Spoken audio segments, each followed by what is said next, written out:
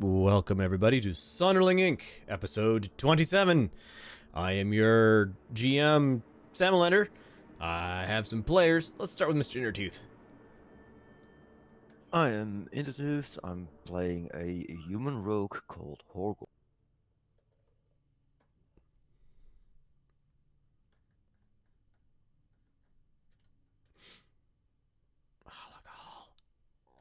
Oh, we're going. Okay. I'm Molokol playing a human fighter called Holocol. Hello, I'm Eastborn and I'm playing a goblin wizard called Strig Shadow Dancer. I'm Xurder playing the silly little kobold ranger Gruntos. I am Vosk, and I'm playing a male half-elf, Vergeros. And who wants to give me a summary of what happened last time? Yeah, we were starting in this dungeon crawl last time. A little bit more up north, around there. We found some golem, or no, it was a mud construct or something in that room again. They were golems, yes. Yeah, golems. And we went down to this area where we saw some footprints in the dust. And we gathered the information from that on the left side on this map there were some people, and yeah, we tried to fight them and they nearly killed us. And we discovered that it was a woman strapped on the altar. So yeah, we rescued the woman, we chased down the vampire that we were fighting all the way down until these coffins here, and we killed the vampire, I believe. You sure burned him up good, yep. Alright, so you guys are all kind of gathered around the now dimly burning remains of the vampire. There are 3 coffins next to him. Striggs has brought a woman wearing somewhat tattered clothing. She is bound hand and feet with manacles of some sort or other. And I believe I don't know if she actually introduced herself or not, but Elena. She did. Okay. And she's introduced herself and kind of gives a look at you all and looks down at her manacles and then kind of looks back and hello. Yes, please. I'll try to get them off with lockpicking. All right. What Locks on it? Sure. Give me a roll just to see if you get lucky, but you can take a 20 as if you want. Well, technically, I already put my spell slots back, but last time I ended up with no spell slots left. I could use knock, but depends on DM. Yeah, we'll the long rest will happen over the next, I don't know, little while. Got it. So, Well, I got that one. I didn't see it. Again?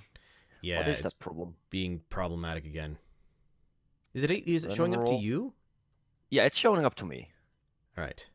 Did you see that one? Yes. Yep. Okay, now trying the other roll again. These tools. So you fiddle with it I'll for a help little. What? I'll try and help him with getting them off because I don't have anything else to do. All right. You fiddle with them a little bit, both of you looking together, and you realize that these manacles are magical. So it's going to take you there. They have a very, very good lock on them that is magically locked. The manacles themselves are magical. It's going to take you a little while to get them free. At the moment that I noticed they're magical, I'm like, guys, they're magical. And looking around to our casters. Can I use the spell Magic on them? You can sure try. Can I check the coffins while they are fiddling the manacles? You absolutely can. I would like you to make a reflex save, Holocol, while they're fiddling with the manacles. I would like to say I would help, but I'm out of spells.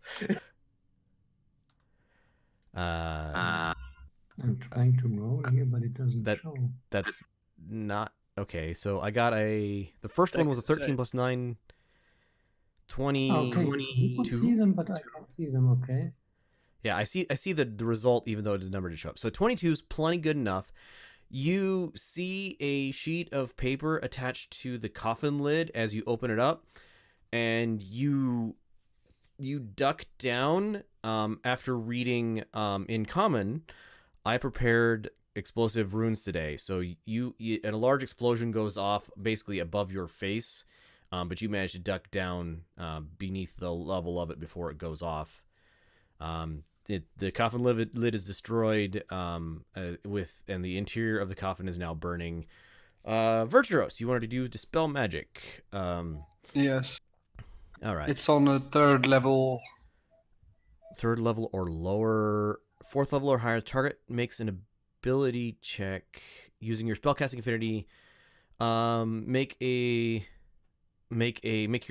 spellcaster effect.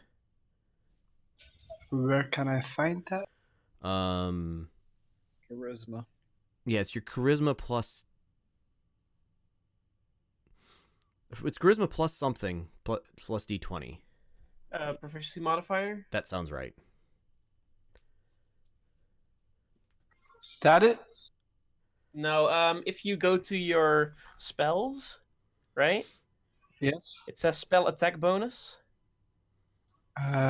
Just a at sec. the top, and that's what you should add to d20. All right, so Oh, Right? spell attack bonus is 6. so plus another 6 on that, 27. All right, you cast your spell magic, and the spell on the manacles is suppressed, so they are not. It doesn't destroy them; it just suppresses them for we'll call it an hour. Okay. Okay, guys, the spell should be suppressed, so now you should be able to open them more. Cannot try to open them. DC 20, Thieves Tools check. Otherwise, you'll just take 10 minutes to actually do it. Click.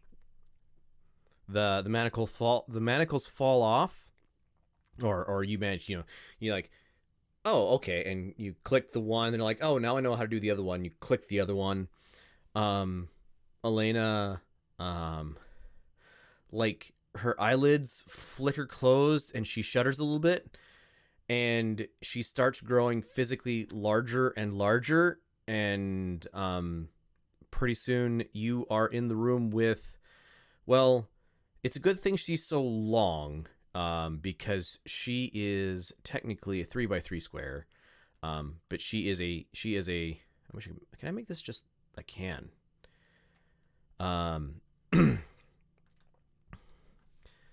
She is, yeah, something's up with the Discord overlay. I don't know what it is, and I don't know how to fix it. So hold on a second. D&D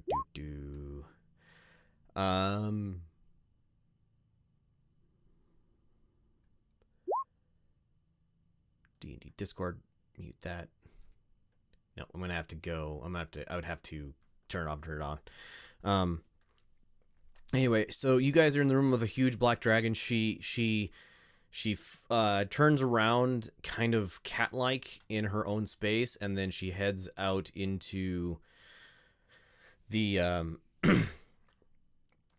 she heads out into the other room, and anybody following her just she like shudders in obvious relief and curls up on the floor looking at you, basically looking at the place where you are if you come up and follow her after her. In a surprisingly deep but feminine voice, she goes, she looks at you guys. Thank you very much. That feels so much better now.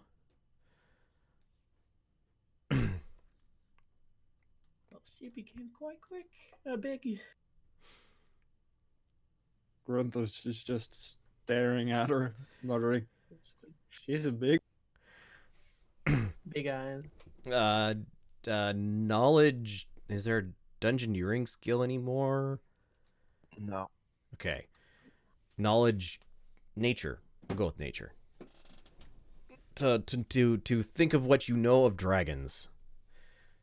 Not much. I'm a dragonborn, so don't I know a lot about dragons already? I'll give you Or advantage I on the know roll. dragon. Same. I'd give you advantage on the roll. Okay.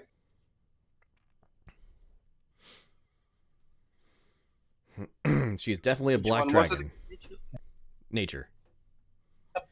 Black dragon, so not a metallic dragon. Nope. I will say that don't make a lot of assumptions as a player. You can make a few, but don't make a lot of assumptions as a player. All right, so we got 16 as the highest one. So Vergeros, she is big enough to be an adult. That's about as much information as you know.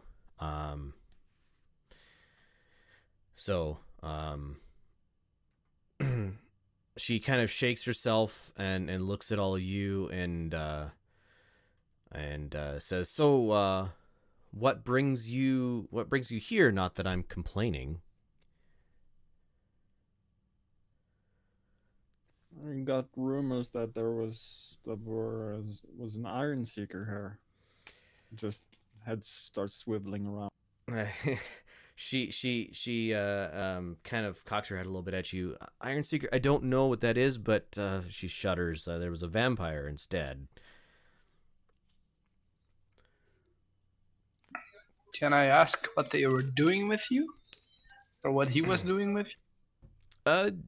I mean, he was using my my acid to etch something on the wall in the next room, and she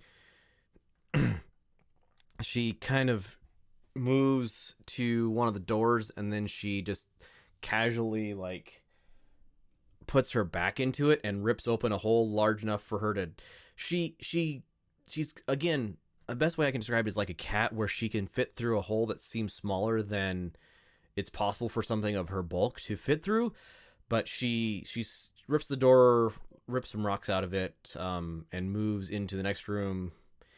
Kind of stares at the wall on the back, where there's this contraption built just to the left of the altar here. In the contraption, there's got a bunch of metal hoses, and obviously there's some magical stuff going on. It's got a glass vial, probably about a liter in size, that's full of a yellowish orange fulminating liquid. There is a splash of acid that has etched its way into the floor, and there are some decomposing body bits around that. Striggs, you remember what that was. Yes. But in the back wall, so there is a large, very faded, I can't think of the proper term, where you take a stone wall, you lay plaster over it, and you paint on the plaster.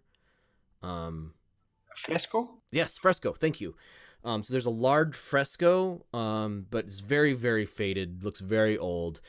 In the center of the fresco is a brain fart. There is a gem size of a pomegranate, and that gem is, and I will remember in a moment, that is not the right window for you to be on. There. That one. A large jade, basically a pomegranate-sized jade gem. It's all faceted, beautifully, kind of a round shape, but complexly faceted. And over it, you see an etching in the fresco, like the acid has eaten at the fresco and into the stone behind it, of some sort of unknown script. I don't think anybody here speaks it. Nope. But it's got there's kind of a segment. So there's, what day is it today? It is, I think, the second. Is Second it or second third of or Jet. the third? Yeah, Third we'll call, of Jetta. so it is the second of Jet. So there are two kind of, you can kind of see it like very even. So there's a script going up from the very top, and then it's like a certain width wide, and it kind of angles out towards it's like about a foot long all told. And then just to the right of it, there's another set of script, again about a foot long, slowly expanding out or getting more complex really to the very end. Can I have an intelligence roll from anybody, please, just to kind of try to suss out what's going on? 14, 15, 21. Hey, there's Verdros got it. Did my roll disappear? No, you got a 1, I see. Yeah, I was about to say, if not, I failed, and if you didn't see it, I would fail. Yeah. This is not a critical fail. Yes. So Horgold and Verdros, you both are like, huh, that's there. If you were to just kind of look at that, you would see like a 28 faceted symbol around, and the first 2 facets are filled in. You can kind of see like light scribe lines in where the rest of the facets are in the image, or in the basically somebody has taken and scratched into the fresco itself.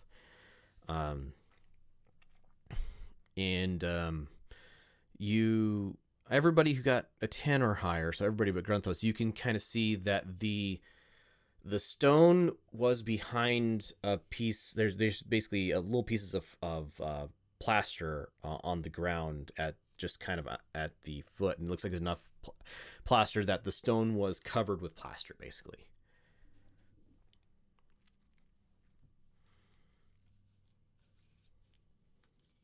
That's some weird shit over there. She nods at you. Yeah, I don't know. I was just moving in, and then I was on a dais, and it seemed like a really good idea to get on the platform there, and then he bound me, and then, well, that was bad, and then he stuffed my stomach full of nasty things, and that was worse. And have you ever thrown up for 3 weeks straight? 4 weeks straight? 5 weeks straight? Said no. I don't think I want to experience that. No, my stomach hurts.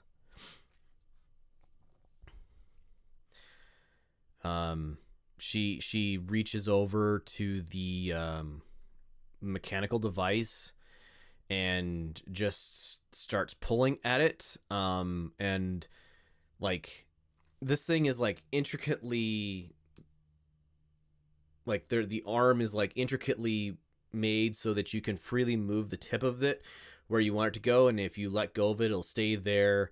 And it's just this elaborate mechanical device, and she just reaches one claw out and grabs a hold of it and starts crushing the thing, wadding it up into a little ball. There's magic flickering and flaring around her arms as she does it. And the flask, she takes it and kind of looks at it and sets it down and says, anybody want some acid? I mean, it doesn't do me any good. To the rest of the group, do you have any vials to store it in even? I think we could just take the bottle. It is in a vial. It's in an thing. It's a liter, about a liter tall container, probably about 3 inches around the base. So about a liter of acid. It is in an open topped thing, and it is mostly full. So I have no use for it. Maybe the rest is. I'll look at or gold. Yeah, I don't have That's anything something. with me at this point. I thought you healed someone up with some vials, right? Are they now empty now? Maybe you could use them. Files consumed. I would say you could have little 1 ounce vials after pouring some after using healing potions. That's fine. You can have those. I don't care. Okay, then I have 2. That doesn't even really make much of a debt. So the glass is fine. You see it, like, when you pour the very carefully. I should make you make a dex check, but I'm not going to. Very carefully pour some of this fluid in there.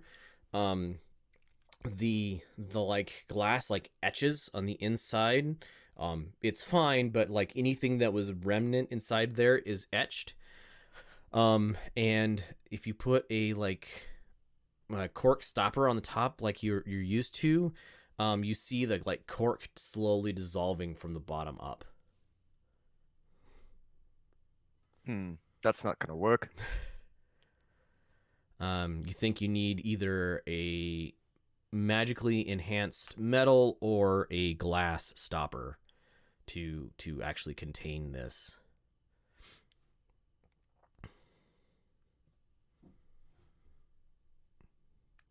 Oh, and the cork would etch or would like start dissolving a little bit, and then it would like light itself on fire, and it would be a kind of an active, like, burning flame, like gets real hot. And you're thinking that anything organic that's touched by this stuff is gonna get eaten pretty aggressively. I just put the files on the floor like a torch at this point. They work pretty well for that.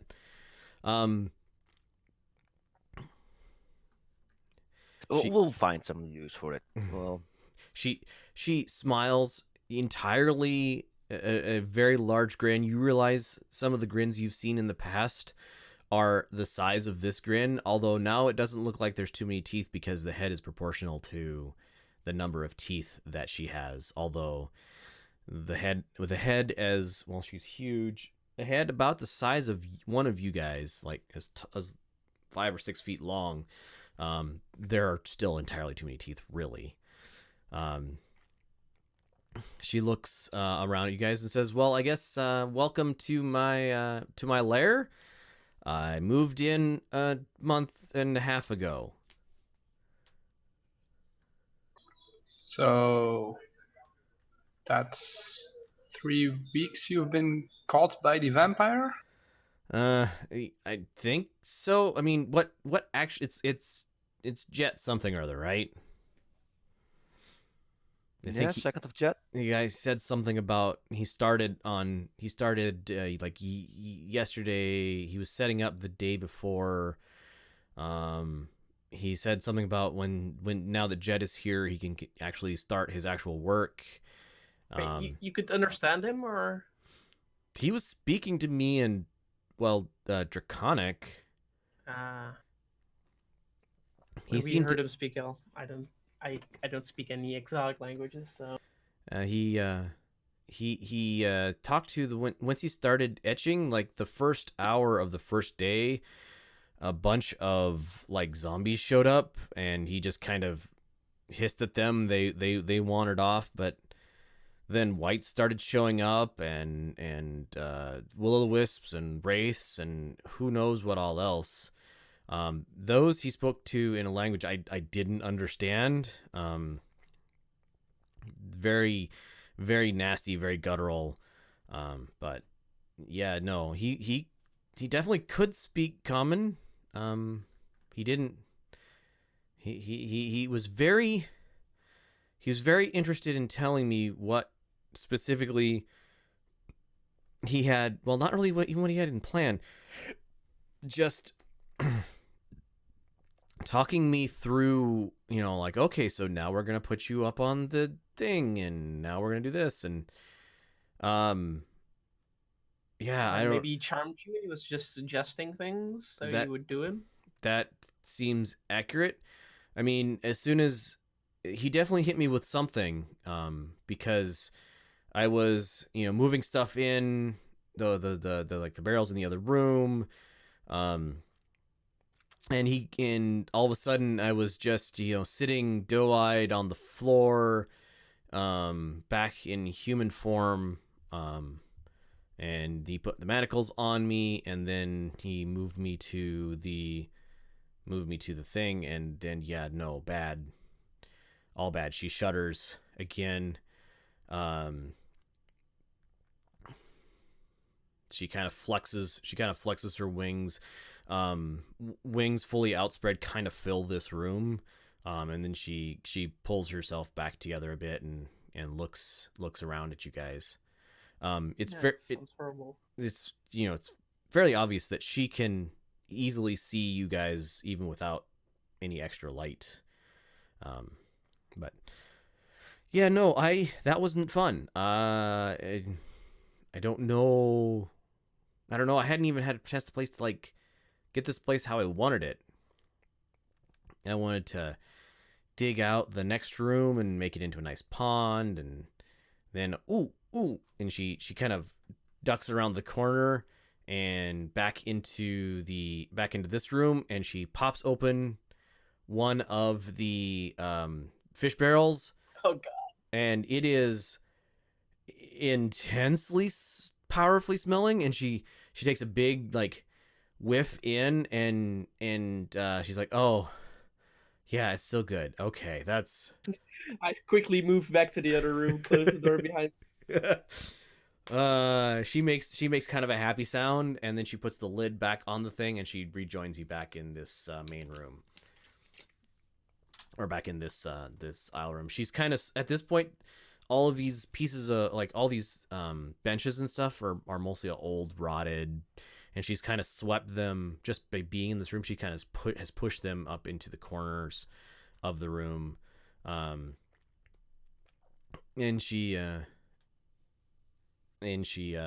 looks around and says, I hope this is not a disappointment. I mean, you didn't find your Iron Seeker, whatever that is, but I hope you're not disappointed, I guess. I'm glad we could help you. Ah, that's good. I tell you what, I really don't have anything I can give you guys, but mom might have some reward for you. If you're willing for a little jaunt. Who's your mom?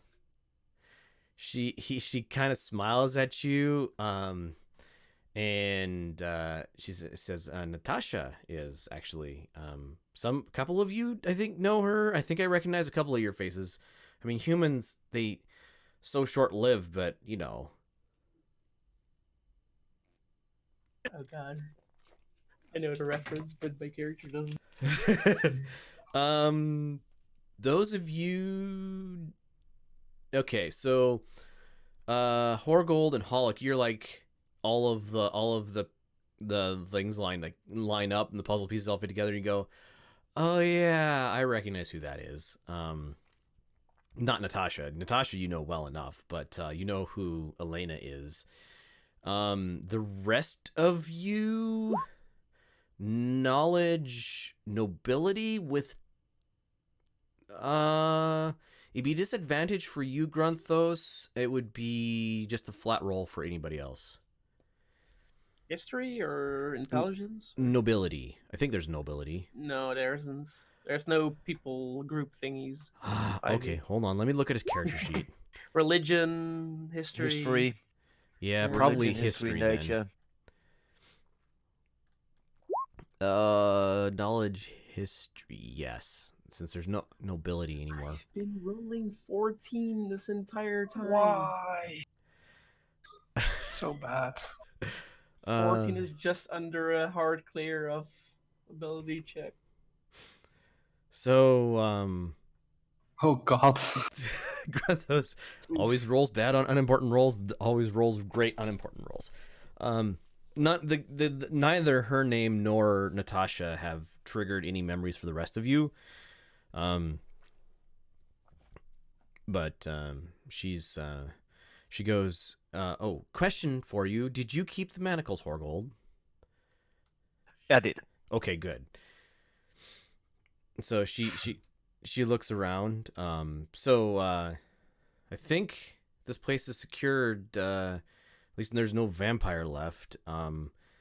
Yeah, I think Mom would probably like to know that you guys helped. I mean, I guess it's up to you if you want to come with me or not. It's kind of a long walk. You guys can't fly. We can fly. She blinks at you. Since when can humans fly? We got a ship. Okay, revise that question. Since when can ships fly? We got a magical ship.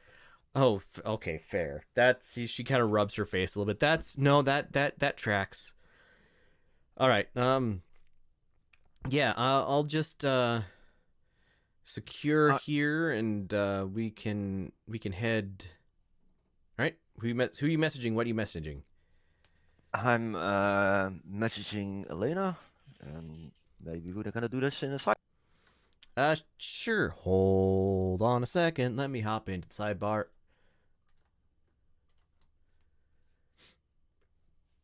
Yeah, I'm gonna ask her. Do you know anything about the situation with Anja at this point, or where she is? I'm seeking her out. You can respond to this. So her facial expression like clouds over, and she whispers back to you, I know nothing of that bitch. But that's kind of the limit of it. Then I'll do the message again. I'm sorry, I didn't know you were in a fight. You might explain to the group why that is. But yeah, that's it. Okay. So her face clears again, and we'll go ahead and go back to here. So you guys see Anya like scowl at Horgold, whisper something to him, and then her expression clears a little bit, and she shakes herself, and she says, "Come on, I think it's, I don't know what time of day it is. It doesn't matter. Come on." She heads out, squeezes through the portal or the doors here, goes past, and just before you guys can stop her, she is past this section, and you see like a bright fizzle activate. You're not sure what happens, and this door right here happens to be just big enough. She squeezes through it without making any larger.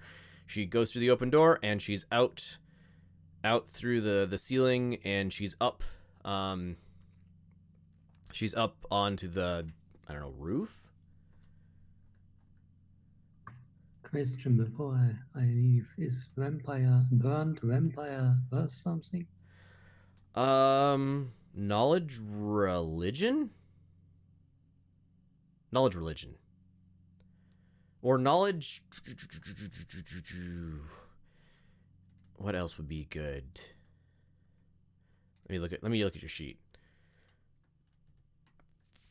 Arcana would be okay. Insight would be fine as well.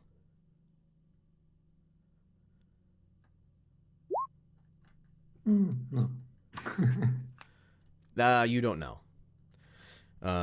Better to have it and not need it. Then need it and not have it. All right. I gather up some of the burnt vampire dust. Maybe someone is interested in that. Yeah, you gather up the ashes from the pile of burnt vampire pretty easily. and then join up with the rest of your compatriots. When you guys get up to the original ground level, you see Elena like rampaging through the town, she like takes a deep breath, and like a swarm of zombies just evaporate from her acid breath. She's having kind of too much fun destroying these things. You think she hasn't had a chance to move around very much recently. And then she kind of bounds back over to where you guys are crawling up out of the underground area, and she's kind of almost like a lost puppy, a happy puppy, kind of coming up to somebody going, "All right, you said you can fly. Let's get going." Might take a little bit to prepare. I explain. All right, we well, get back to the ship, I guess. There's not much left of this town at this point. The remnants of the buildings that were here kind of have been knocked over as Elena like rampaged through town, blasting zombies with her breath. There's just smears and stuff where she smacked them, and like before, the zombie flesh like evaporates in kind of a inky black mist. As you guys walk your way back to the ship, she kind of looks it over curiously, pokes at the side of it a little bit with her like a clawed finger, and then smiles at you guys, and waits for you to get ready to take off.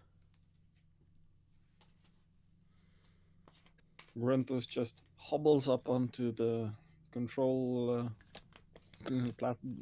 platform and wide grin as whenever everybody's on board, just pulls some levers and takes up straight off. All right. You have had enough practice at this point that I don't even need to roll from you for that. I'll make sure to study how it's done so I can do it in the future possible.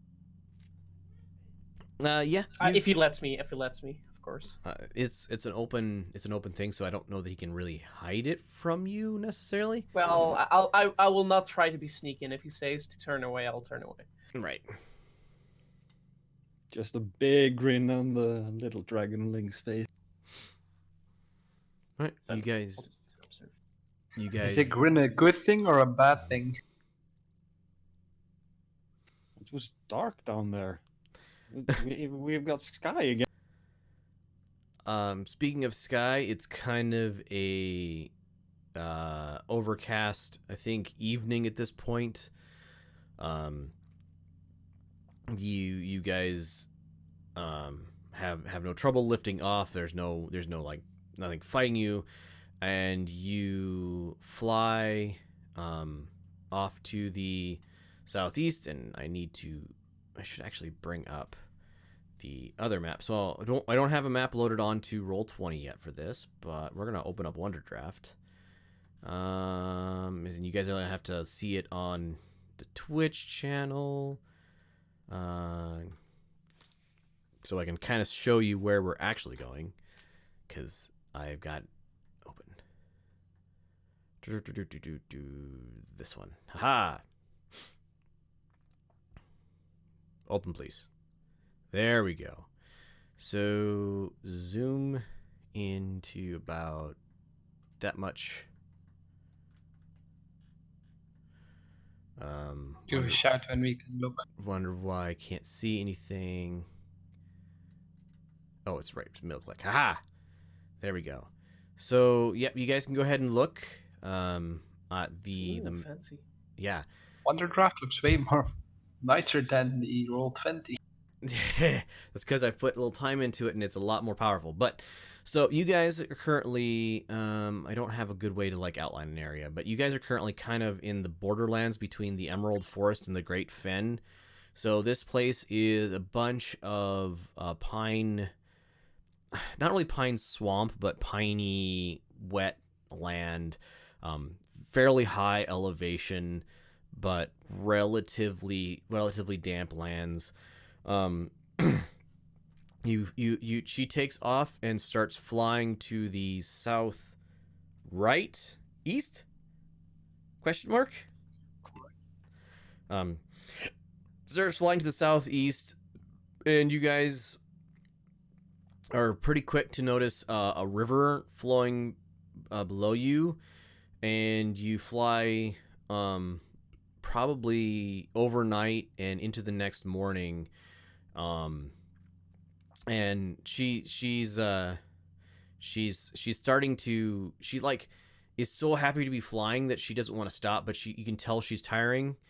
And she like is following this river here, and give you guys a couple seconds to catch up, and then she sees another, you guys too, at your height that you're flying, see another river in the distance, and she takes off like a bolt towards where the two rivers connect, and she quickly outstrips how fast you guys can fly, but Wait up. she roars something back at you, but you're not exactly sure what. And you can like, you don't ever quite lose sight of her just because, you know, you're flying, and so you can see a long ways away, but she kind of fades into the distance a little bit, and then she lands at a cave entrance near the place where the two rivers join, and she goes inside the cave. All right. And you guys start flying. Discord thing is bugged. Oh, that's the same message. Yeah, the Discord overlay, I can't really help that. I'd have to. Can you disable and reactivate the source? I'd have Usually to. that reloads it. I'd have to delete the source. I can hide the source, but it doesn't actually disable it. Isn't it a browser-based thingy? It is. Then you can have a check mark that it makes it invisible when not visible. Shut down the source, not visible. Reloads. Haha! Thank you for the help. So, hey, that fixed it. Thank you for the help. No problem. So she lands. You guys are probably after about 20 minutes able to land. This place is a great, like, a very swamp isn't exactly the right term of it, because mental image of a swamp in my mind is like mangrove trees and like water running and hanging ferns and stuff like that. It is a fen. It is a very flat land, like mossy sphagnum, pretty much moss growing across the ground. You can see just small pools of water pretty much everywhere, and then there's these two middling large rivers cutting through it, but they're very wide, very slow. The smell of it's kind of a deeply earthy smell as the boat gets lower toward the ground. Kind of permeates this area. Not really rotten smelling, but very earthy type. Bog. Yes, a bog is another good term for it.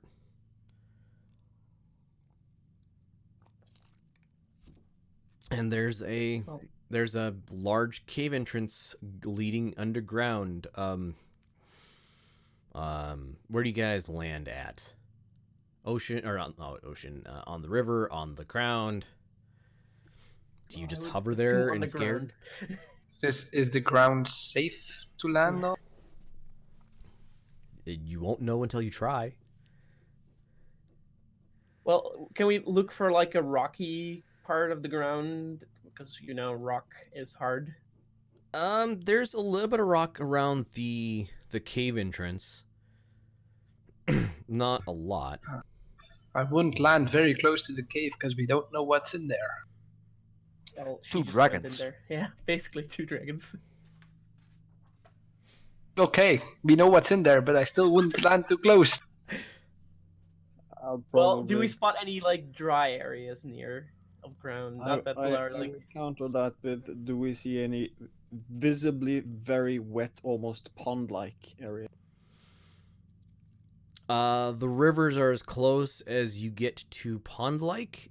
It's the river is moving so like you can see the there's like no ripple or motion to the river itself. The only reason you know it's flowing is because you can just see it like very slowly, like if anything's floating on it, just very, very slowly moving down river. It's almost still. Put it down in the river and just nudge the side into the bank. All right. So you land near the middle of the river, and you start moving the ship over towards the bank, and pretty quickly realize that there's like 20 feet be like the boat resting, like floating as it wants to in the water, leaves about 20 feet before you actually can reach the shore of just water between you and it. Raise the boat up a little bit. Obviously, you can get all the way to the shore if you want, since flying boat.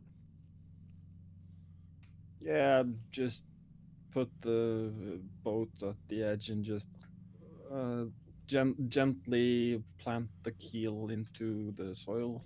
All right, so bit. you're able to kind of shove the keel down into the soil a bit. This is very, very squishy, muddy, yucky stuff. But yeah, you're able to do that, and it's the boat's not even moving. Even without the ways you have to lock it in place, you can tell the boat wouldn't move from here. And because you settled it basically straight down, it's also not like wanting to tip over in the thing at all either. Then I engaged the parking brake. Right. And we lock it up. The mechanisms. Just so those of you who aren't as familiar can see it, we'll go to the bright sail here just quick. Since not everybody's been here since so you guys lock everything down, lock the the rooms up, lock the thing down, lock the mechanism down to hold it in place. Throw a rope ladder over the side, climb down. First person over the side realizes that the distinction between land and river is kind of a squishy one. Can I use precipitation to clear to dry up the land that I'm walking on, or right in front of? You try and you just realize that all you like dry out the surface, and then there's so much water here that just immediately like soaks up. And I mean, you can walk on it. It's like walking in a bog. The surface is the surface is not like quicksand, but you realize that as you take a step, like the water kind of flows up around your feet, and your shoes get real wet. Your shoe. Okay. Well, my shoes are kind of tiny. How far up my body does it come? It's probably half an inch of water at most as you take steps. Probably less than that even. If you were wearing, wearing, I guess, like flip flops, your feet would get wet. But just wearing normal shoes, as long as they're fairly watertight, you're fine. The land as you guys approach the cave mouth becomes a little more like steady, stable, and you see a like hose coming up out of the cave, and just water gently running out from the hose. The water coming up is staler smelling than the water around you, but you're very sure that none of you would want to drink any of this water.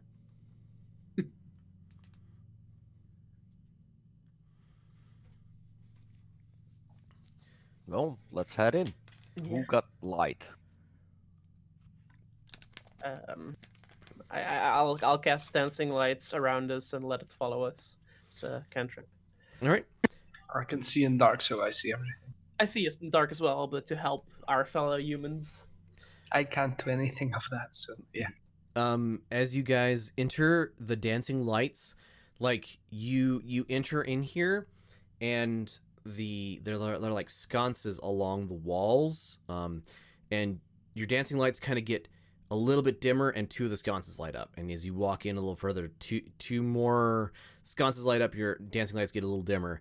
After a few moments, you realize that, or as you continue to walk down, the sconces turn themselves on every time you pass a pair, but without your like spell active. They're not as bright as they are if you have the spell active, and it kind of just like sucks.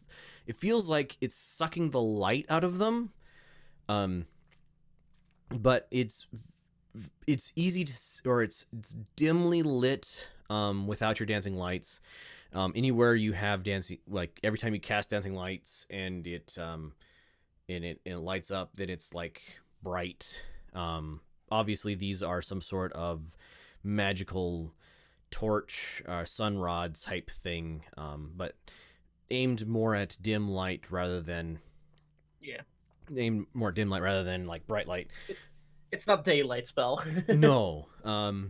You guys travel in. This looks like a natural cave for the first 150 meters, and then there is a large like cavern room with a pool of water off to one side, and like a sand, kind of a gritty sand or black, really small gravel shore leading along the edge of the river. And then off to your left there is a doorway cut into the wall of this cave. It looks like there is this hose coming out of this place is probably 3 inches, probably like about head size in diameter. When you guys were at the top, it was looked like there was water flowing out of it. And you guys hear like water like tinkling into this cave. You can see it like running along the wall and filling this pool, and this hose goes down into this pool, and you can see some sort of like dim magic glow in the depths of the pool, and hear a low whirring sound. And as you guys are just kind of looking around, you see like dimly glowing fish at the very bottom of this pool flitting about, and you'd see a little spark of light as one of them like attacks something, you're not sure what, at the bottom of the pool, and then swims around some more. The room itself is very dimly lit by some sort of magical source. It's almost like somebody has a very low floodlight and just kind of filling the room with light. And then as you guys kind of stop and look around, 2 more sconces with, they look like torches, but they're obviously magical, light up on either side of the doorway. The doorway is person-sized, like you people's sized, not dragon-sized. So is it open or closed, or? The door is closed. Got it. And can I have perception checks from everybody?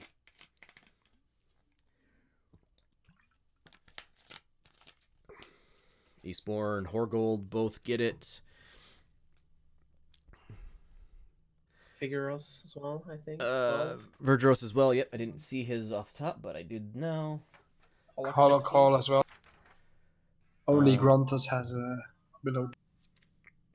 Yeah, only Grunthos misses this. So Grunthos, you're staring at the sconces as they light up, and everybody else kind of hears a sound and sees a ripple in the water as a huge form, like, so you guys, we're looking in and seeing these like bioluminescent creatures, and then there's a black form that like blots them out, and then comes up to the edge of the pool, and you see obviously Elena, or recognize Elena as she like crunches out onto the gravel and she like shakes herself off and looks at all of you and smiles her giant toothy smile at you and says, I'll let Mama know you guys are here. Feel free to go on in. She'll receive you in the lounge. Yeah, she'll receive you in the lounge, she said. That was quick. She just came in before us. Well, she got here probably 20 minutes before you guys did. Got it. And she kind of does a hop, skip, and a backflip, and she just like dives into this pool, and nothing as big as she is should be able to land in a pool of water without leaving a splash, but she manages to do a real good job of it. And she, obviously this pool is very deep because she flickers underneath the water and is gone from visibility. Aerodynamic. Water dynamic. Hydrodynamic. Yeah, yes, that's the word. Yeah, I'll go walk to the door and just knock on the door. Not use a spell, but normal knock. Right. So you knock a couple times. An older gentleman comes to the door. Could I get an intelligence roll from Holoc and Inter as well? Ouch. No, Holoc doesn't get it. This man is Horgold does though. The man has a cigar in his mouth, a top hat on his head. He's wearing relatively fine clothing. He's older, human. He is gently smoking from his mouth, but his cigar is not lit. He smiles and bows and opens the door and lets you guys in. Beyond this as you guys kind of enter this room, beyond you see kind of a hand carved, you thinking room, probably 15-foot ceilings, probably a 30 by 40 foot room, very nicely appointed furniture, very like there's a wall that has books on it, and the area is like carpeted and nice furniture, and it's just kind of a warm, there's a so there's a fire kind of in the corner, but you don't feel any heat from it. And you don't see a chimney for it to vent its smoke, so you're thinking probably magic, but it lends a nice like warm glow to the room. And you guys all see a well-dressed, middle-aged woman, long black hair, very striking eyes, a smile with entirely too many teeth on it, in it. No, I'm gonna go with on it. Sitting in a you can only be described as a throne, but it doesn't quite work out to a throne. And she stands up as you guys enter, bows from the waist, about half bow, and says, "Welcome to my abode, as such as it is." She. Hello. Is she human-sized or? She is human-sized. She is human-looking. Okay. The features are human, but not quite human. Yeah, because she has too many teeth and such. Yes, she has too many teeth. And the eyes, if you look like into the eyes and like deeply into them, they are entirely too old for human eyes. They have a lot of wisdom in them. Yeah, and she looks at Horgold and Holoc. I know a couple of you, but not the rest. Thank you for helping my daughter out. Is greatly appreciated.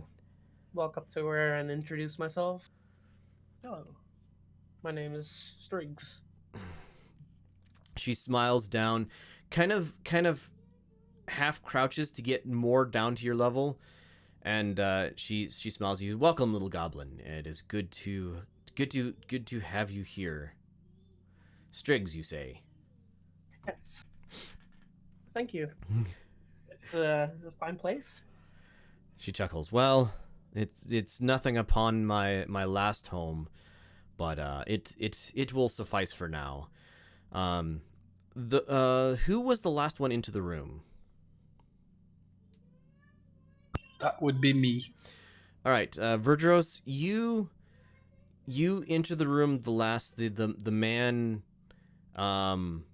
like closes the door behind you with a click, and you realize that this door sealed like more tightly than you would expect for a wooden door in a stone panel.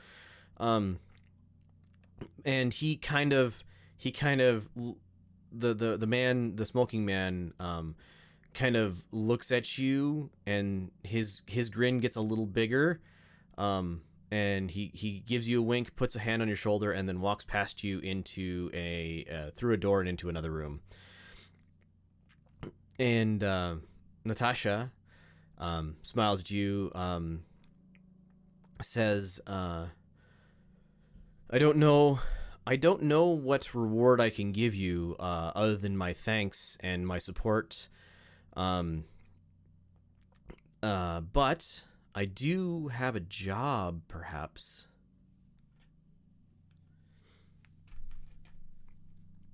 I'm always interested in earning some money, doing some good. She cocks her head a little bit. The first, definitely. The second, well, some would say yes and some would say no. But let me tell you.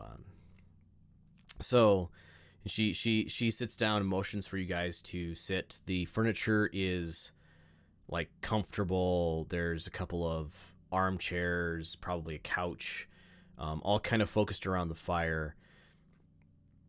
And it is like pleasant in here, if a bit damp.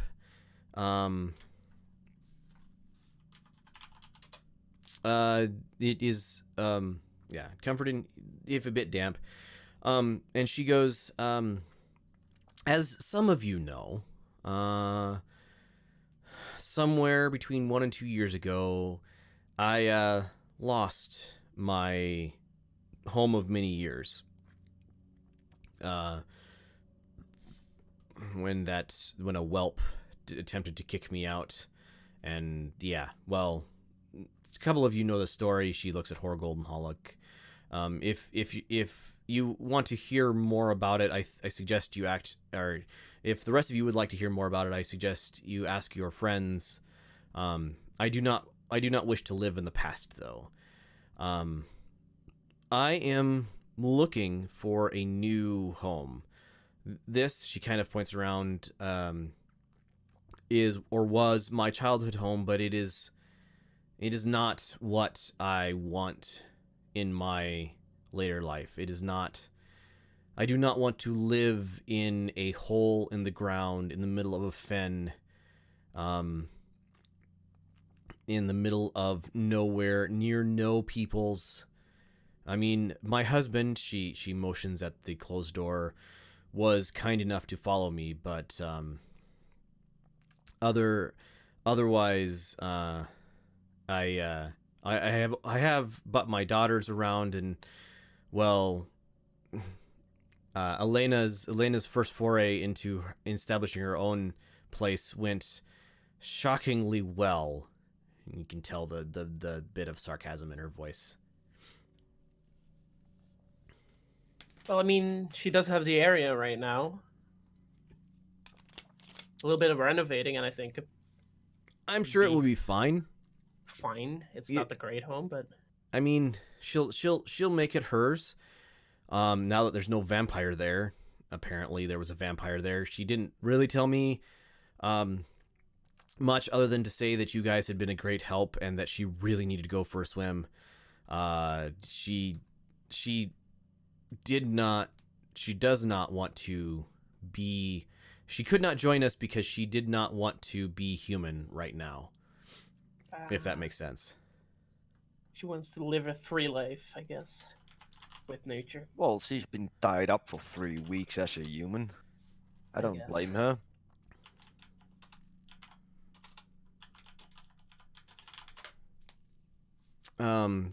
So, yes, I would like a new home. And the cities of the north, she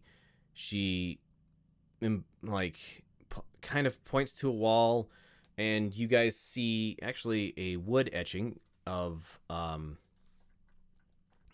Is it light enough or not really? Should I put my dancing lights next to it?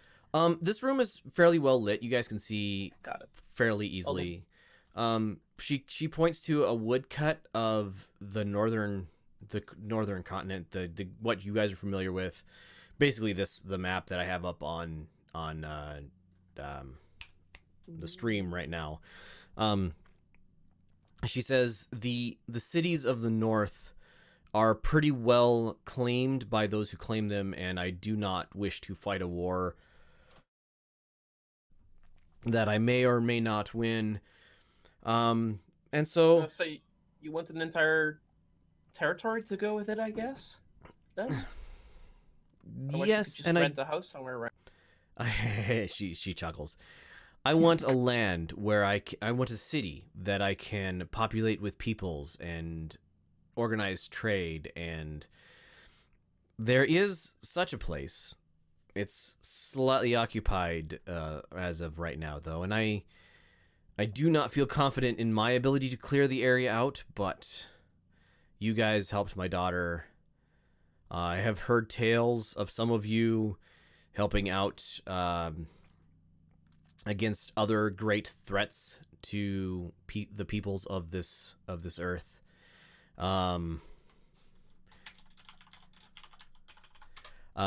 She smiles entirely too sweet at you. So, I have a small proposal for you. There is a town on the southern continent, along the eastern edge, along the ocean, that has a small undead problem, and I don't mean they're tiny. She looks down at Striggs.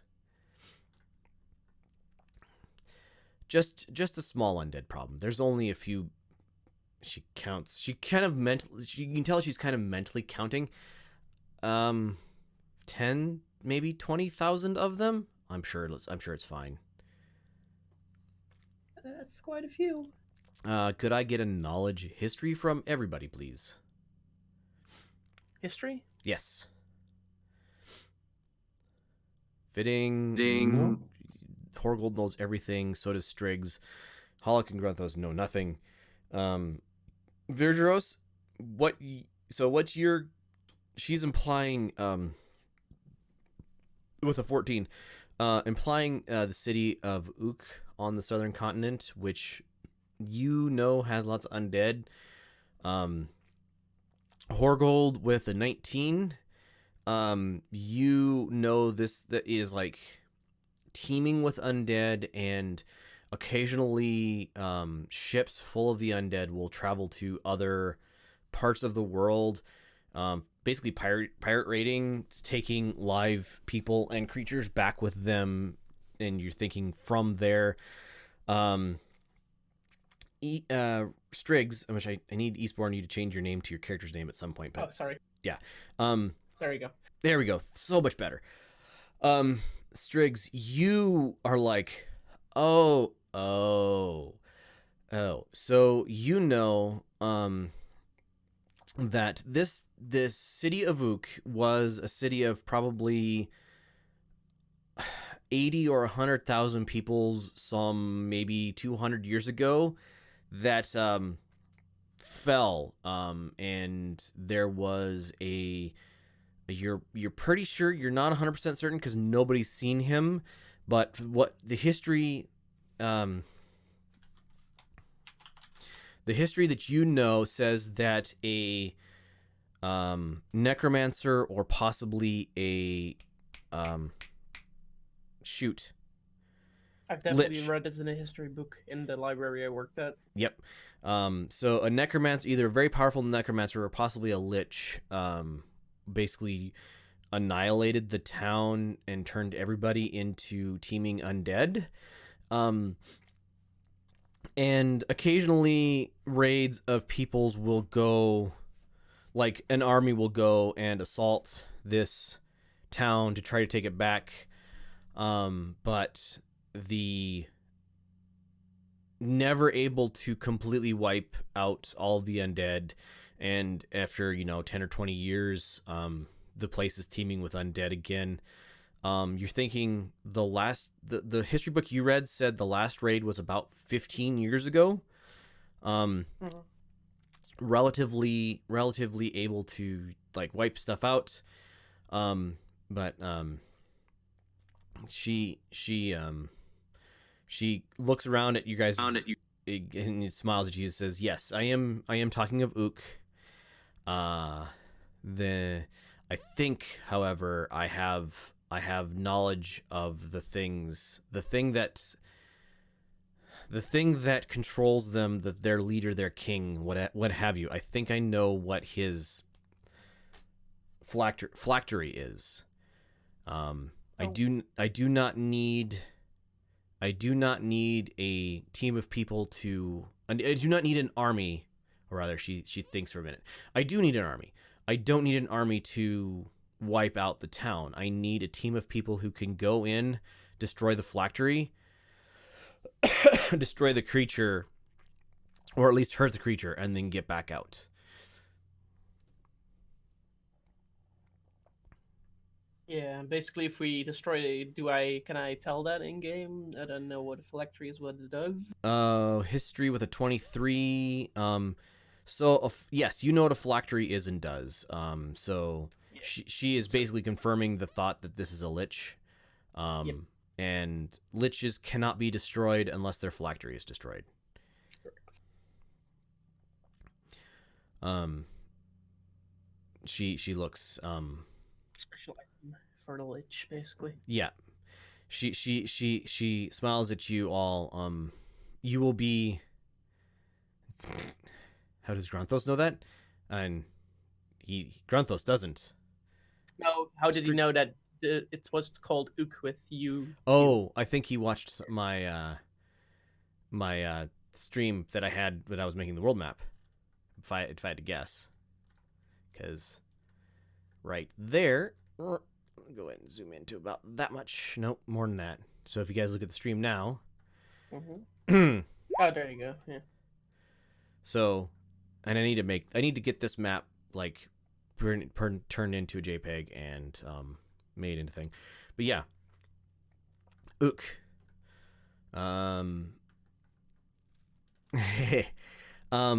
Brain fart. Where was I? Oh, she says, basically my plan is to talk to the good-hearted leader of Kirsch, get her to raise an army to actually assault before the undead menace becomes any larger than it already is. And well, that's the army. And while they are distracting the things, then have you all go in, take care of the phylactery, and once the phylactery is destroyed, the lich should be, by one group or another, by me or Magda or somebody, can take out the creature and rid us of this for once and all. And well, what better reward for a great plan to take out a creature like that than the city that the creature once resided in? I'm sure my fellows would be more than happy to let me grow a city there where once a city stood.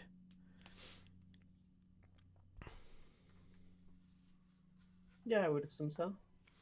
Of course, Seems after that, to be- we'll be the heroes of the city. After that, you'll be the heroes of the world, or at least the southern continent. You would probably never have to buy a drink again in any bar that you've decided to visit.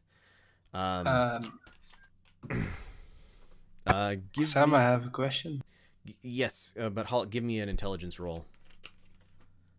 I have that magical notebook. Yes. Can I look up what the lich is and such, and what are his stats, or what? Or isn't that how it? Yeah. So not stats so much, but you can look up, see if you have liches in it, at all. If you succeed, then I'll give you kind of a rundown of what you would find out. Holic, yes, the name is very familiar. You're like, I know that name from somewhere. Where do I know that name from? But you can't just can't quite place it. At the sound of not having to buy a drink ever again, there's a quiet squeak from the kobold. And she smiles. And you see the smoking man come back in from the other room and like lay a purse on the like coffee table in front of you, and she smiles at you guys and says, "Of course, you will be handsomely rewarded for doing this for me, and well, whatever magical trinkets you find along the way would of course be yours as well." Interesting. The bag is heavy with coins, and it kind of spills a little bit onto the table. You see big fat brass coins from Kirsch, and well, actually no, they would just be from Kirsch, laying out on the table. Did I read in my stories that the entire town is destroyed? And if not, could I ask if she knows if there's like a library left, maybe, or something like that? Or if she knows. So, as far as I know, the town itself is intact. It is just filled with undead. The Abu al-Fahad was a wizard first, and a not vizier is not the right word. Person who has the ear of the king. Anyway, brain fart. The king's right hand. He wasn't even really the right hand, although he was trying to be, from what I know. An advisor. Advisor. Thank you for having the word for me. Advisor to the king. And he would not want the knowledge kept in those tomes destroyed, so they likely still exist. I'm sure in the few hundred years or a couple hundred years that he has had to go, he's read them all, found what he wants out of them. The best would obviously be in his palace. But yes, the town would still have its libraries. I suddenly seem very interested. So Vergeros, that notebook you have, go ahead and roll your, was it a history check? I think I said you could roll with advantage by using it. I don't know anymore. Sorry. So history. Yeah, go ahead and roll history. Since you're opening, 21. So you do have a couple facts about liches in your book. The name Abu al-Fahad actually comes up as a lich. Let me look them up myself, and I will let you know what you find out about them. That's a G. That's a G. That's an L. No, Lamia lich. Haha. So powerful spell casting undead. They have a there's a phylactery that keeps them alive. Basically, you have to destroy the phylactery, and it's like there's a specific method to destroying each phylactery. Not unlike destroying an artifact. It's similar, although it's not like find the hottest mountain and throw it in. It's more like, it must be destroyed by dunking it in holy water and letting it go out into the bright sunlight, or that sort of thing.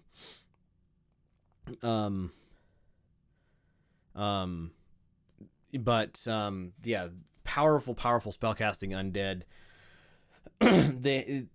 Basically it is a wizard who is at the peak of his game and decides he really doesn't want to die, and so he spends his next few years becoming a necromancer at the peak of his game.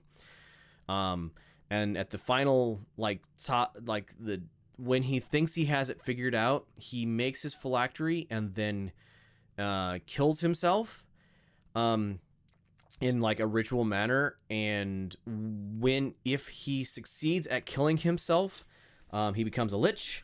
And if he doesn't succeed at killing himself correctly and making himself, I believe it's a demi-lich is the name of it. Basically, it is a creature that is less powerful, not nearly as intelligent. Does demons, demi. D-E? D-E-M, so it'd be before devil. Maybe it's not in this book. Maybe it's not. Do I know how to destroy the specific phylactery for Abu Alpha? You do not, although Demi-Lich, aha. So yes, Demi-Lich, yes, it basically did not become a full lich. It becomes a Demi-Lich. Basically it failed. But anyway, you do not know how. Nobody, to your knowledge, nobody has figured out what Abu al-Fahad's phylactery is, and nobody has found it. But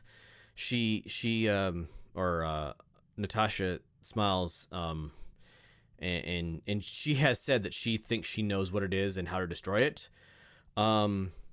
Insight checks for everybody.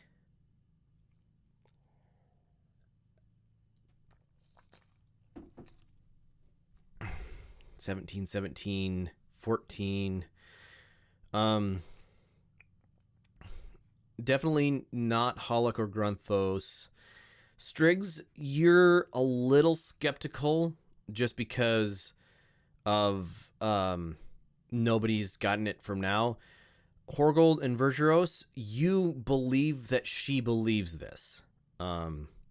Whether or not you are probably also a little skeptical as well, just because you know a little bit of the history, maybe. But you believe that she is speaking honestly about it. Okay, so to her knowledge, we believe to her knowledge that she doesn't know if anyone found it already, what it is and how to. You believe to her knowledge that she knows what it is and how to destroy it. Okay, yeah. So we are not sure because she believes it's that, but it could be something else as well. Right, and this has been going on for a couple 100 years and nobody's found it yet. So okay, but you guys know dragons live a very long time. The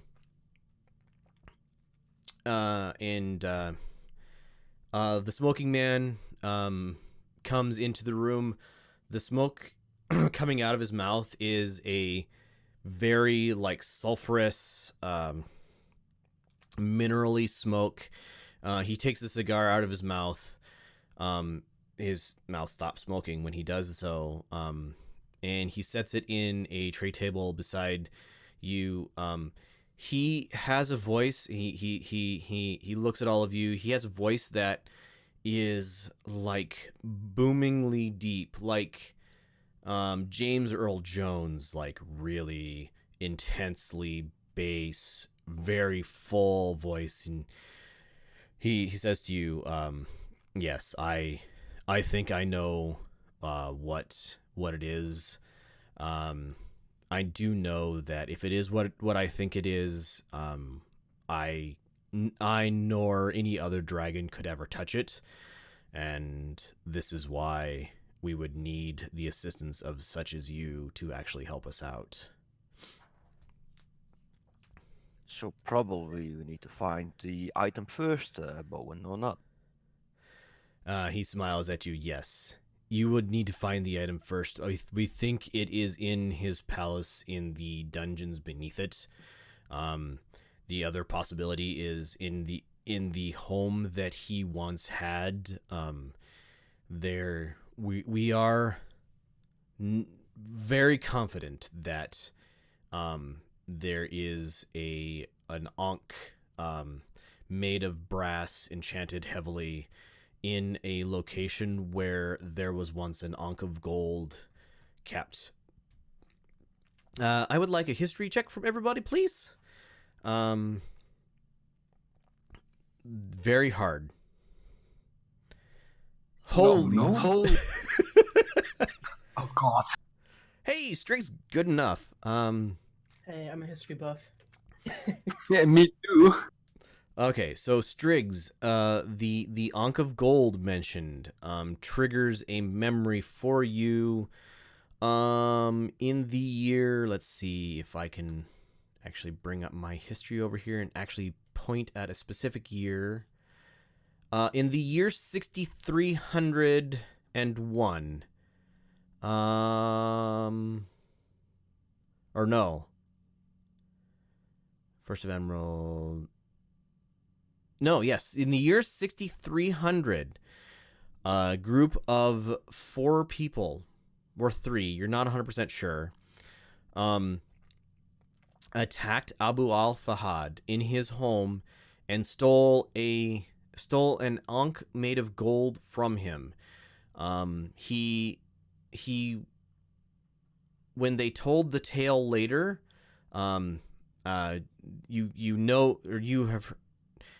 when they told the tale later, they tell it that he was using this ankh to create were creatures and undead to basically subvert the town.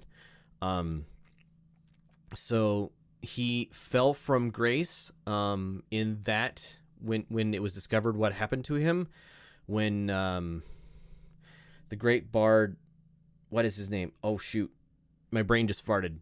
Hold on, I need to yell at my wife because she remembers.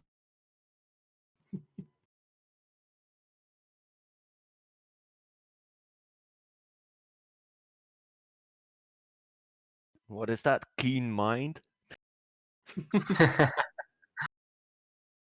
Hey, he built an entire history. It's hard to remember everything. Yes, so the great Savant Seville, which everybody recognizes that name. Like every reasons. Yes, for reasons, but everybody recognizes that name. Savant Seville told the tale about how Abu al-Fahad had this ankh of gold and was using it to like create undead and stuff. So- I will write it down for Holocall. Was Abu al-Ahad in that time already? He was a powerful wizard and an advisor to the King of Ook. Okay, so he wasn't yet. Oh, he was still a wizard then. Yeah, he was still a wizard then. He fell from grace, and probably in like 5 years later, a powerful wizard or undead basically rose up, overthrew the city, and brought it into ruin. Make sure I actually spelled that right. Did not write it all out. Never mind. Okay, so the Ankh of Gold, you're not exactly sure, but you're from the history that you guys remember. The Ankh of Gold was used to release one of the gods from their imprisonment. You're not exactly sure how that worked. That's a little lost to history of what, a couple hundred years ago, because it's 65. What year is it right now? Used to release a god from imprisonment? Yes. Okay. 6512. So 211-ish years ago, There were no gods, and you guys would all be familiar enough with this history to know. There were no gods in this world, and then around the year 6300 to around 6305, basically great artifacts started appearing on various places in the world, and then the old gods started basically rising from the ashes, or from wherever they had been, and like temples formed around them. People started worshiping them again. Like great paladins and clerics arose, calling to the names of new gods who obviously garnered them their power. And there probably were also bad people, bad gods. There are rumors of like cults and demons and so on and so forth of bad gods. The good gods are all focused around like senses like harmony and family and those sorts of things. The evil gods are always associated with some like mechanical device, like a forge or an anvil or a hammer or staff, or something that like is an object that is a tool or a mechanism. Good gods with feelings and stuff, and yes, untouchable things. Right. And now that I've digressed for about that long, the man gets up, goes back into the next room, and brings out a platter of like sliced like meat sandwiches sort of thing, sets it out on the table, and says to you, if you do not want to make a decision right now, and wish to return to your homes, you are of course free to leave. Thank you for helping out Natasha's daughter. I may not be her father, but she I can remember being that young once. And it is good to see her healthy, and hopefully she can defend and create her home for the long term. We can contact you. I'm thinking that we have contacts in your hometown. If you want to make your decision later, that is you are welcome to do so. But for now, have food. We have wine. Drink. Let's chat of less business-like things.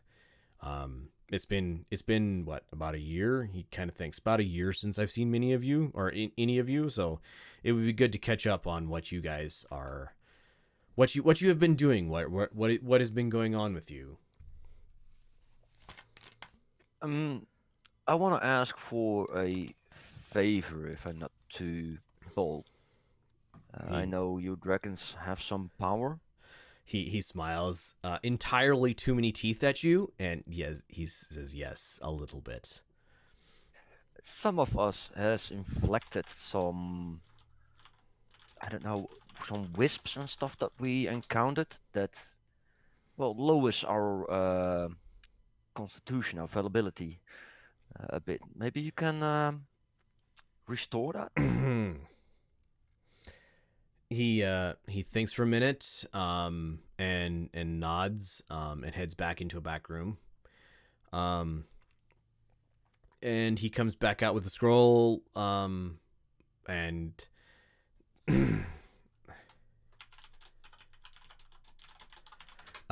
he comes back in with the scroll and says, "So, who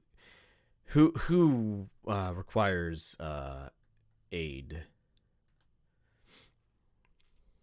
Well, some of us do, I believe. I don't see. Little kobold off to the side raises his hand. He speaks in Draconic. He is casting a spell. The words make sense in a sense, but I understand the words because I speak Draconic. Right, and you can understand he's chanting the spell for greater restoration, and he's reading it off a scroll. And anybody who has had their maximum HP lowered, it is restored. Only the max, or are we restored fully as well for health? You go ahead and fully restore for health. What? I somewhat doubt you guys are going to be attacking these people. I mean, if you No. plan on it, then we'll talk about actually having restored your health to full. But I think you're probably not gonna. Just 3 dragons is a little bit low. 3. Well, and you don't even know. Yeah, what's actually, in the back room? I bow to him and thanks him. Horgel, did you use his name? Because you would remember his name, but I wanted to know if you used it.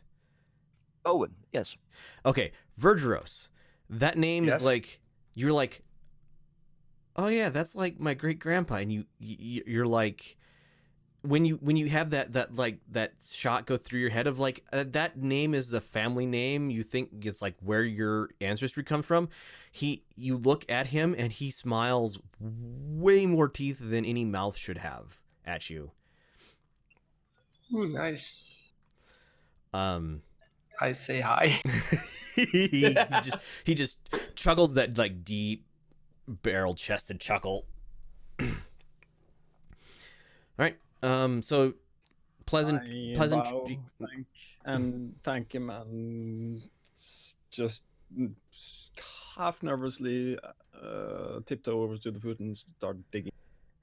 The food is tasty, and you think it tastes like deer or stag, like stag or some sort of gamey like deer.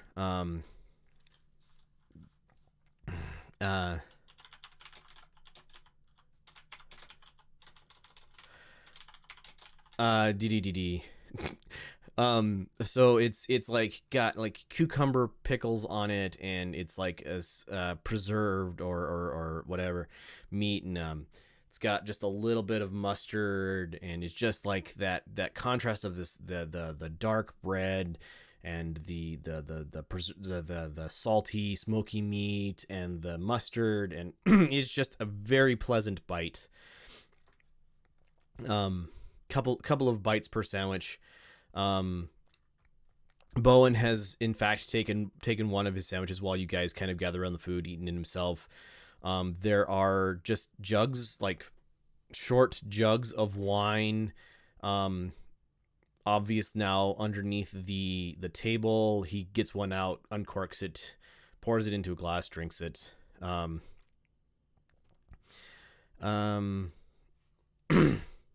He basically pleasant conversations. They are treating you as honored guests in their home. And in between bites, Gruntos is just yabbering in Draconic that this is good. You guys gotta try this. So if you don't speak Draconic, you won't understand what he's saying. But he looks. Well, I'll take a seat as well. Start eating a little bit. Vergeros, Bowen gets you off to the side at some point in the afternoon, kind of smiles at you, says, it's good to see my far kin doing well.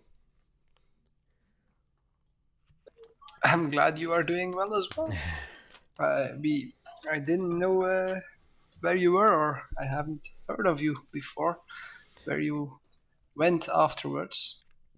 It's been many a year since I met your. How many generations back does your family say your blood comes from? This is a very good question. That's completely up to you. As little as 3 and as much as 10. 7. Wait, let me roll one. Okay. How many? 6 die? little as 3 and as much as 10. So a d6 would do. D6 plus 3. 5. So 5 generations back, he thinks for a little bit, and looks at you and says, "I think her name was Myrtle." He kind of looks deeply into your eyes. Yes, yes, Myrtle was her name. She was a fair young lass. I was glad to have spent time with her, and I'm happy that her offspring have done well. So she is my grandmother, great grandmother. So 5 generations back would be grand, great, great, great, great, great, great, great, great, great, great grandmother. Great, great, great, great. Yes, 4 greats grandmother. So about 80, 100 years ago would have been ish. Okay. Thanks for telling her name. It's always nice to know who was your Yes. or how do you call it? Your kin, yes. If you ever need a favor, and you can find me, then I am willing to grant you one. And he points out a very long finger. I'm willing to grant one favor to my family. All right. Thank you very much. While this is going on, the rest of you have gathered around, gotten wine and food if you wish. Natasha is making small talk, talking about her house here, how she had to get a pump built, a magical pump built to drain the cave out, because she does not like this cave. When she was young, was completely filled with water. There was an airlock leading into this room, so that it was dry, but she doesn't like that level of moist anymore in her adult older age. So she had a pump built that is actively draining this down to the level that you guys see it is now. I don't remember how to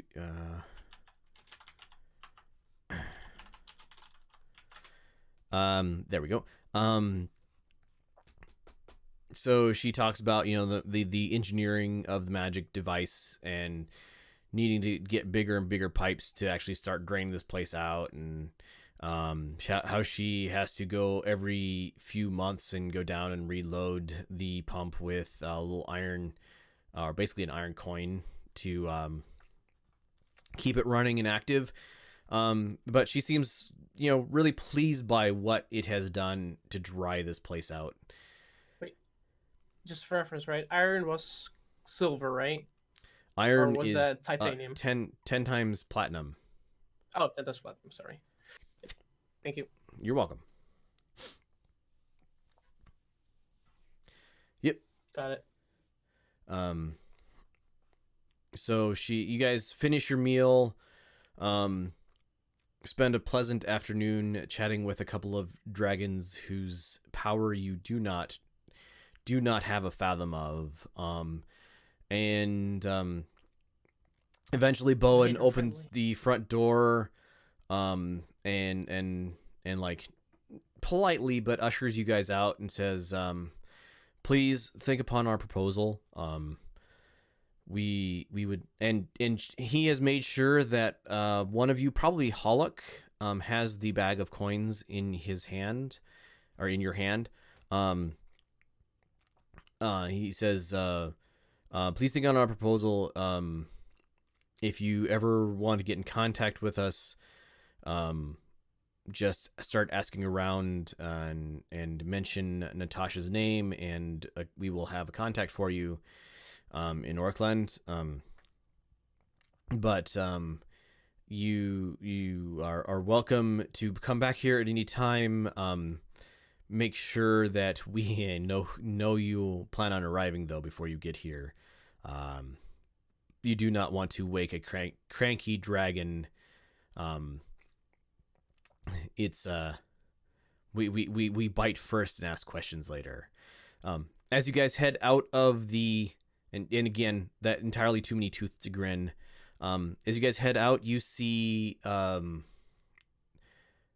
Elena like curled up on the edge of the lake. Her tail, like she's curled up like a cat, with her tail is like laying over her front claws.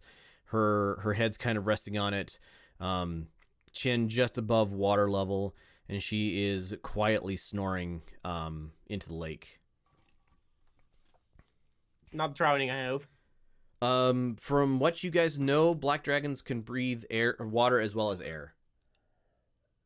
I want to go silently past her, guys. I don't want to wake her up. As you guys head out of the cave, one eye lazily opens and focuses on you, and then closes and goes. She goes back to sleep. When I get outside, I write in the sand. Good luck to you, Elena. Or in the like some kind of hard surface with another rock. Sure. Just so she has a message. You can And absolutely do that. The group's name, of course, with and Soldering Inc. underneath signed. Mm-hmm. All right. What are you guys up to? I think we could head up the boat and discuss this plan, I guess. Yeah. You squish your way back to the boat. By now it's like early evening. It's jet, so it was like what, a day and a half from there, so it's the 4th of jet now. 4th of jet now. So the sun is setting just to the north of the eastmost point, or just to the north of east. And the shadows get long. It gets, it's not especially cold. It's actually like pleasantly cool compared to the heat of day. It's very, very humid, but as the evening falls, like the humidity goes up, but the temperature goes down enough to make it tolerable. And once you guys are back in like one of the cabins of the ship, it's like pleasant.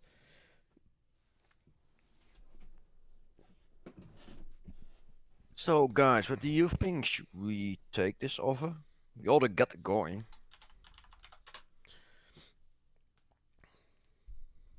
I would say yes. Yeah, we could be famous. Aren't we already famous in Auckland? Isn't that? But that's Auckland. What about being famous everywhere? Well, I don't care. I just want to read some more books. Seems to be very interesting books there. So I'm in.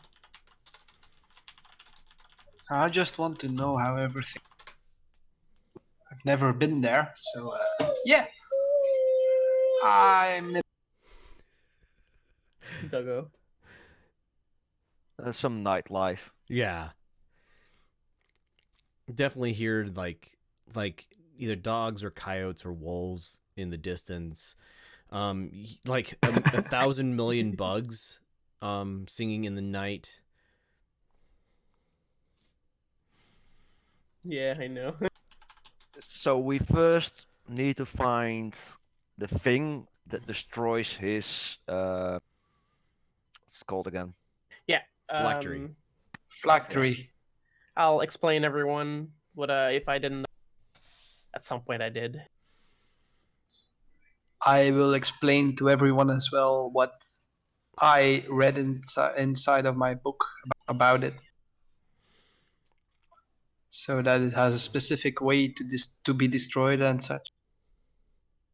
Wait, do we know how to how it should be destroyed then? We don't know how to, but we know it needs to be in a specific way. It's not just punch it with a sword and it's done.